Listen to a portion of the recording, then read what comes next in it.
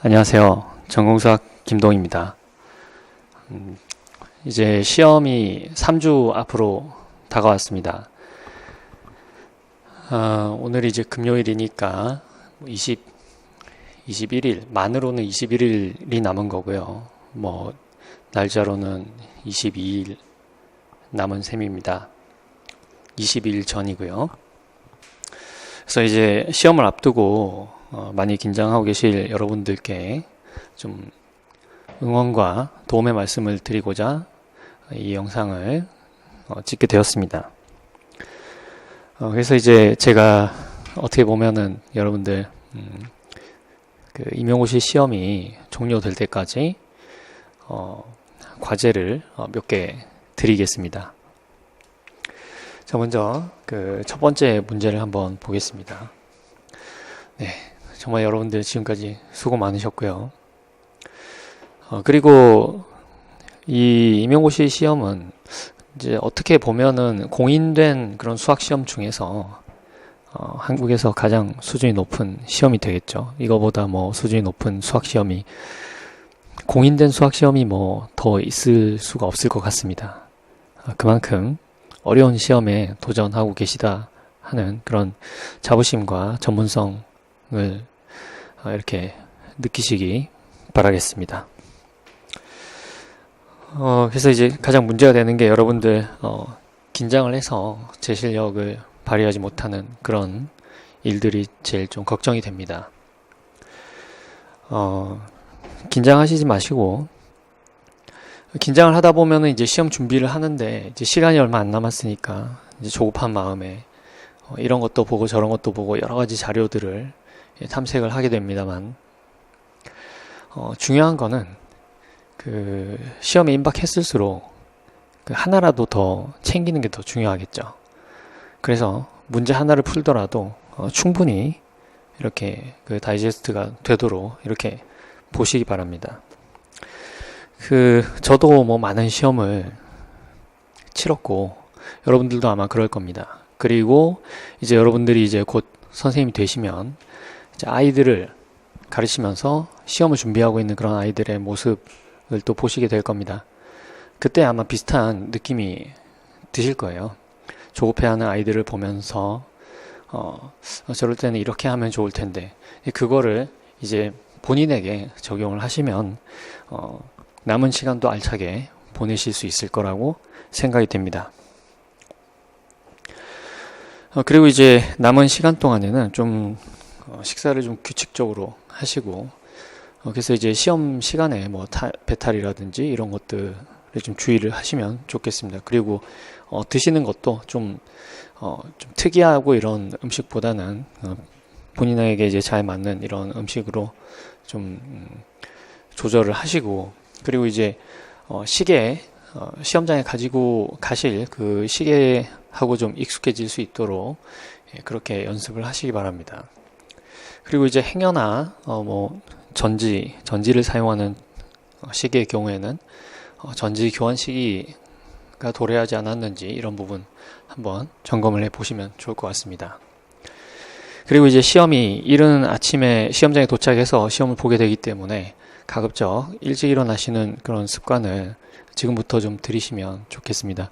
저도 이제 야행성이라서 그런 연구들도 많이 있습니다. 야행성의 성향인 사람이 있고, 그 다음에 이제 그거를 종달새형이라고 하죠.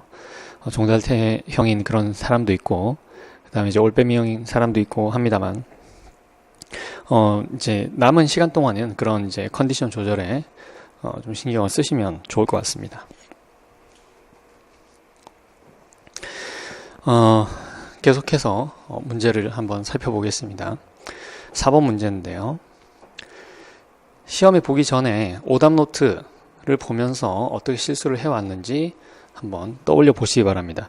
제가 2020 대비 강의를 시작하면서부터 줄곧 이제 강조하고 있는 강조점이 오답 노트와 본인만의 이제 이론 노트를 만드셔라라고 이제 드리는 말씀이 있었는데요. 아직까지 만들지 않으셨더라도 간단하게 지금부터라도 이제 본인이 지금까지 문제를 풀면서 했던 실수들, 그런 것들 좀 정리를 해 보시고, 그 다음에 본인이 생각했을 때 자신에게 그 이런 이론들을 따로 간략하게 좀 정리를 한번 해 보시기 바랍니다. 우리가 이제 그 모의고사 볼 때 좀 그 사정상 시험 시간 사이에 간격을 이제 20분 정도밖에 두지를 못하지만 실제 시험에서는 시험과 그 다음 시험, 그 교시와 교시 사이에 40분의 시간이 주어지게 됩니다. 그 시간을 충분히 이제 활용하실 수 있도록 본인이 편리하게 이제 그 빠른 시간에 이렇게 내용을 정리할 수 있는 이런 자료들을 그 만들어서 준비를 해 두시면 그 쉬는 시간을 활용을 하실 수 있을 거라고 생각이 됩니다. 그리고 여러분도 아시겠지만 임용시험은 만점 가까이 받아서 모든 문제를 다 풀어가지고 합격하는 그런 시험이 아니에요. 경쟁 시험이고, 그래서 이제 말하자면 문제를 난이도를 잘 조정을 해서 선발되는 그 경계 부분에서 명확하게 어떤 구분이 이루어질 수 있도록 이렇게 만들어진 시험이기 때문에 굉장히 어렵습니다. 시간도 충분히 주어지지 않고, 그래서 문제를 만점 가까이 받으시는 분들도 물론 극소수 있겠지만 대부분은 그렇지 않죠, 그죠? 한두 문제 정도는 거의 손도 대지 못하는 그런 경우가 생깁니다. 그래서 시험이 시작되면은 문제를 처음부터 끝까지 한번 보세요. 보시면서 어떤 문제를 내가 먼저 풀지 이걸 먼저 생각을 하셔야 되고, 당연히 이제 먼저 푸는 문제는 본인에게 익숙한 문제가 되겠습니다. 그래서 평소에 본인이 이제 익숙한 그런 과목 그걸 잘 파악을 해 두시고 그 과목의 문제라든지 아니면 다른 과목이라도 문제 자체가 내가 잘 아는 부분에서 이제 아니면은 많이 익숙한 그런 유형으로 출제된 문제가 있는지 한번 살펴보시기 바랍니다. 또 이제 어려운 문제가 나왔다. 갑자기 머리가 하얘지고 그럴 수도 있는데 어려운 문제는 다 어렵습니다. 본인만 어려운 게 아니고 다 어렵다고 생각을 하시고 이거는 다른 사람들도 어려울 거야 라고 생각을 하시고 편하게 마음을 가지고 본인이 할 수 있는 부분 침착하게 마무리를 하시기 바랍니다. 그래서 쫄지 마시라는 말씀을 드리고 싶고요. 자, 다음 과제를 한번 보겠습니다. 답안 작성하실 때 아직까지도 이제 그 모의고사 제가 채점을 해보면은 답안 비워두시는 경우가 있습니다. 그런데 비워두지 마시고 가급적 문제에 이제 기입형이 아닌 경우에는, 기입형인 경우에는 어떻게든 답을 추측을 해서 비워두지 마시고 답을 적으시고요. 서술형 같은 경우에는 문제 푸는데 관련된 그 정리를 서술을 하더라도 부분 점수가 주어질 수 있습니다.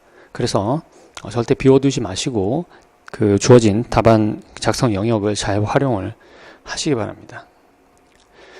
그 다음에 이제 서술을 막 하다 보면은 그 출제자가 평가하는데 크게 중요하다고 생각하지 않을 그런 부분들을 길게 서술하시는 경우가 있어요. 예를 들어서 지금 이제 균등 수렴을 이용해서 결과적으로 이제 함수가 연속이냐 이걸 밝혀야 되는데 균등 수렴을 밝히는 과정에 급수의 계산이라든지 그 다음에 적분의 계산 이런 것들을 굉장히 느려서 두 줄, 세 줄 이렇게 쓰시는 경우가 생길 수 있습니다. 그럴 때 계산이 좀 길어졌을 때는 좀 호흡을 가다듬고 그 문제지 여백에다가 연습을 먼저 해보신 다음에 어떤 부분을 서술을 할지 포인트를 잡아서 서술을 하시면은 보다 만점에 가까운 답안을 작성하실 수 있을 거라고 생각이 됩니다. 출제자의 입장에서 문제를 보시고 출제자가 어떤 지식을 평가를 하고자 하는지 그 부분을 좀 신경 써서 이렇게 보시기 바랍니다. 그리고 수정액은 인적사항 작성 부분에 사용할 수 있죠. 간혹 보면은 이제 그 답안지에 서술에 이제 수정액 사용하시는 경우가 있는데 수정액을 사용을 하게 되면 그 부분은 어쨌든 이제 그 배제가 되어 있는 부분이기 때문에 그 부분은 채점이 이루어지지 않을 수 있습니다. 그렇기 때문에 수정액은 사용하지 마시고 반드시 이제 유의사항에 나와 있는 대로 두 줄을 긋고 그 부분을 이제 정확하게 고쳐서 다시 적어 주시면은 좋겠습니다. 그리고 밑줄이나 뭐 별표 이런 수학적인 기호, 그러니까 논리적으로 필요한 기호가 아닌 강조를 뜻하는 이런 기호들은 사용을 하면 굉장히 큰 불이익이 올 수 있습니다. 그래서 그런 부분 무의식적으로 내가 답이 나왔기 때문에 밑줄을 긋는다, 네모를 친다 이런 거 하실 수 있는데 그런 거 절대 하지 않도록 주의하시기 바랍니다. 그리고 기평과 계산이 좀 길었던 그런 서술형 문제 같은 경우에는 여러분들이 가급적이면 일단 내가 풀 수 있는 문제를 다 풀었을 때 시간이 좀 허락이 될 때 아직 풀지 못한 문제를 더 고민하는 것도 중요하지만 내가 작성한 답이 정확한지 한번 검산을 해보시는 것이 오히려 고득점 하는데 유리할 수 있습니다. 제일 먼저 생각을 하실 부분은 내가 구한 답이 직관하고 잘 부합하는지 이거 생각을 해보시는 겁니다. 그러니까 계산 말고 뭐 예를 들어서 어떤 공면의 곡률인데 내가 그 곡률을 스케치를 해봤을 때 그때 느껴지는 그 값의 어떤 범위가 있을 거예요. 그거하고 현저하게 떨어지는 그런 값이 구해졌다면은 여러분들이 풀이를 좀 의심해 볼 수 있겠죠. 그렇죠?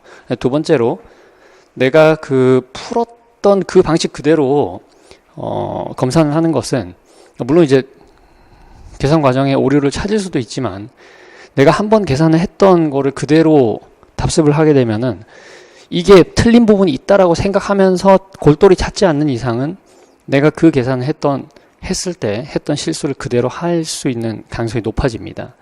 그렇기 때문에 검사를 하실 때는 가급적인 다른 방법으로 해보시기를 권해드립니다. 예를 들어서 방정식을 예를 들어서 우리가 완전 제곱 형식으로 고쳐서 이렇게 풀었다면 그것을 근해 공식에 넣어서 확인해 본다든지 아니면 거꾸로 방정식에 그 값을 대입을 해서 해가 되는지 확인을 한다든지 이런 방식으로 또 곡률을 계산을 했다면은 서로 다른 방법으로 계산한 곡률이 일치하는지 이런 식으로 한번 확인을 해 보시기 바랍니다. 네. 그래서 이런 부분들에서 여러분들이 주의를 하신다면은 본인 실력 이상으로 좋은 결과를 기대할 수 있을 것으로 생각을 합니다. 네, 시험 잘 보시기 바라겠습니다. 마치겠습니다.